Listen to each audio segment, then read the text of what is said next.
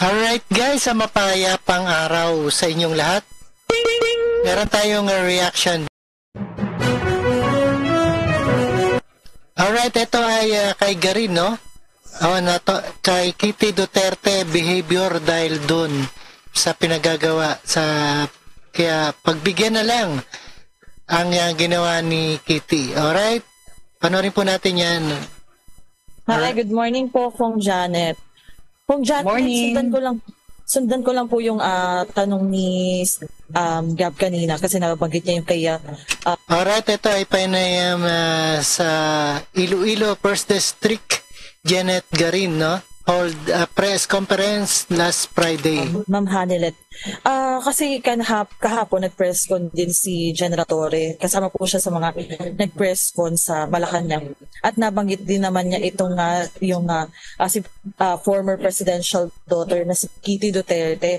And napag-usapan yung issue na sumisigaw siya. And even sa IG story na may part na may bad words siya kay General Torre dahil nga dun sa tindi ng sitwasyon. Pero sabi ni General Torre, he will let it slide. Kayo po, ano po nga masasabi niyo po? Siguro babalik tayo. Andun kasi yung emotion. And kami rin kasi, Bella, alam niyo naman yung pinagdaanan namin, naging biktima rin kami ng maraming fake news nung nakaraang administrasyon. In fact, one of the renowned specialists, si Dr. Lyndon Liso, ikinamatay ito. At nagkaroon din ng depression dun sa ibang mga scientists, no? Dahil nga sa fake news. Now, in this case, medyo naguguluhan ako nung nakita ko yung mga footages when they landed from Hong Kong. Kasi si Ma'am Hanilet was saying, walang warrant. Okay. And the former president was saying, meron, umalis na kayo.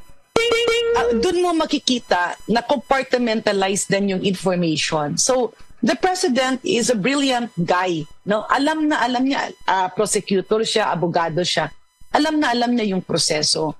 Malamang kasi dito sa nangyari, hindi niya rin sinasabi ang buong katotohanan dun sa pamilya niya. Kaya iba-iba yung reaction. Because for whatever it's worth, dapat nung sinampahan na pala ng kaso at meron silang kaso sa ICC, ay talagang sineryoso na ito. There should have been sabihin na natin, no, dapat talagang sineryoso. Kung talagang totoo yung mga alegasyon ng Davao Death Squad, di dapat meron ng pinakitang mga pagbabago or intention not to continue this alleged crime, kung meron man. Ito na lang po yan. Opo. Ma'am, pero yung about kay Kitty Duterte lang, I think okay lang naman yun na let it slide na lang kasi due to strong emotions. Ganun po ba, ma'am? Ayan, due to strong emotion, no? At ayan, subaybayan po natin yan at let's get it on.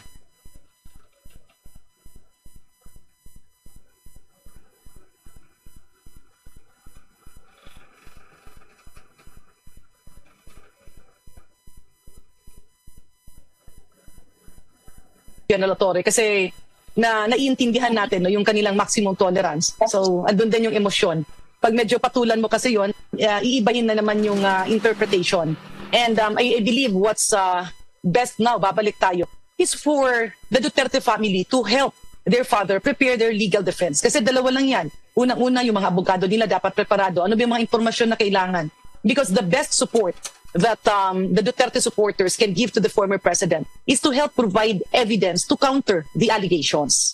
Yan ang dapat. So, maniwala man o kung hindi yung iba, now is the time to really unite para kung anong assistance ang maibibigay sa kanya, ay maibigay sa kanya. And I see that in what the government is doing, yung ating embassy dun sa Netherlands, ay talaga namang nag-a-assist at nag-aasikaso. Pero syempre, may sariling mga batas, no, ang ICC, na they're very straightforward. Kaya nga bakit dinala pa doon, no? May sarili palang batas sila, no?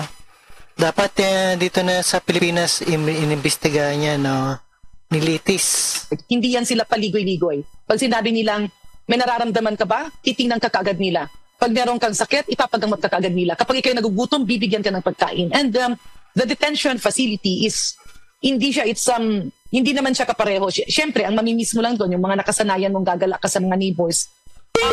Again, habang may panahon pa, magtulungan na sila na magbigay ng ebidensya to counter the allegations. Kaya nga, siguro intindihin na lang yung mga ginawa ni Ma'am Kitty Duterte doon, yung mga sigaw-sigaw niya, at nabibiktima din kasi sila ng sariling fake news, no? Kasi hindi nila hindi yat nasabi. Ako rin nung una, akala ko wala talagang warrant. So things like this, pwede naman siyang pagbigyan na lang. Opo, ma'am, and sundan ko lang yung sinabi nyo kanina about sa paglaban nga sa fake news kasi ngayon sobrang ingay talaga ng social media. Ang daming panig, ang daming, sabi nga maraming mga naging abogado na ngayon. And may mga lumalabas din dahil nga sobrang gulo na. May mga nagsasabi pa na dahil nga sa unrest at ang ingay-ingay may mga naglalaban-laban even na world war lang ay possible na umabot din to sa martial law. Any thoughts po about this? Napakalayo sa katotohanan ng fake news na magkaka-martial law.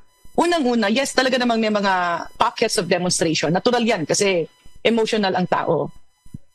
However, ang problema kasi hindi yan ang solusyon eh. Kasi kung maski anong demonstration pang gawin natin dito, ang kailangan ngayon is matulungan si former president na sagutin yung mga akusasyon at lumabas yung mga testigo to counter the allegations against him. Sino ba dyan yung mga pwedeng mag-testify na hindi totoo ang mga paratang sa kanya? Now, kung magma-martial law, napakabaliktad, no? Napakataliwas niyan dun sa ginagawa ng administrasyon ngayon. Kasi nakikita naman na todo yung galaw para pabagsakin yung presyo ng pagkain. Todo ang galaw para pababain yung ating inflation, no? Todo ang galaw para gumalaw, no? Matulungan yung mga maliliit na negosyante. And that is actually, all these directions are geared towards pushing for a better and a more robust economy. So kapag mag-martial law ka, parang lahat ng pinaghirapan ng Pangulong Bongbong Marcos, kaagibat na yung mga nakarang administrasyon, ay itatapon lamang. So napakalaking fake news nito. Tsaka isa pa, bakit nakikita naman todo yung ikot ng Pangulo para mangampanya sa eleksyon? Kasi kung mag-declare yan ng martial law, wala namang eleksyon. So it's really untenable, parang malayong-malayo. Ganun din yung reaction ko na malayong-malayo nung nakita ko nagsasalita si former executive secretary nung sinabi niyang wala si presidente sa ICC, diniprive ng kanyang mga gamot. Ang problema niya nga, bigla, no? Surprise, baka ma-surprise tayong Pilipino. At baka nga mangyari yan. Healthcare, mahinang-mahina at hindi binibigyan ng karapatan na ipadala sa ospital. Yung naging reaction ko rin, paano yung mga taong hindi nakakaintindi? Baka maniwala, baka magkasakitan, baka may mga gawin not because of... baka may gawin dahil sa emosyon, no? Dahil nga sa pinanggalingang fake news. Who will be accountable? Will the former executive secretary be accountable? Kunyari, may isa diyang avid supporter ni Pangulong Duterte. Biglang pag nakakita ng mga pulis o nakita ng opisyal, pangsaktan niya. Kasi, parang trigger mo eh. And then yun naman pala, hindi naman pala totoo. Kasi uulitin ka natin, sa pagkakaintindi ko in the history of the ICC, they're very straightforward. At hindi yan sila nang aapi. No? Hindi sila like, you will be treated well. Kaya lang syempre, may proseso. Opo, sorry last na Kong Janet. Actually, paghugutan ko lang din, ito po kasi yung mga, may statement din ngayon yung Makabayan Block. Ano lang po yung masasabi nyo sa sinabi ni Senator Bato de la Rosa na hindi siya ng proteksyon mula sa Senado sakaling isa yun sa mga options na sakaling magkaroon din ng warrant of arrest laban sa kanya yung ICC. Sa tingin nyo po, do you agree with this move po o ano po yung nakikita nyo bang tamang gawin? Karapatan yan ni Senator Bato de la Rosa. Karapatan niyang humingi ng tulong sa institusyon kung saan siya ay miyembro. However, I was also a former cabinet of former President Pinoy. Nung kaliwat kanan lumabas yung mga peking kaso at peking akusasyon, ang ginawa namin ay hindi na isalbang aming sarili, kundi ilabas ang katotohanan to save the former president and at the same time to save career government employees and officials. In other words, sa pananaw ko, ang pinakamagandang gawin ngayon ni Senator Bato de la Rosa ay tulungan niya ang depensa ng dating Pangulo. Dahil mas marami siya syempreng alam kesa sa atin dahil siya ay nasa gobyerno at nasa PNP nung panahon na yon. So that should be his trust. Kasi bilang sundalo, talaga namang proteksyonan mo ang iyong mga kasamahan kapag wala kayong maling ginawa. Growing business and selling products that are loved doesn't have to be. Ayan, napakinggan at napanood po natin ang ating reaction video. And yes again guys, ayan.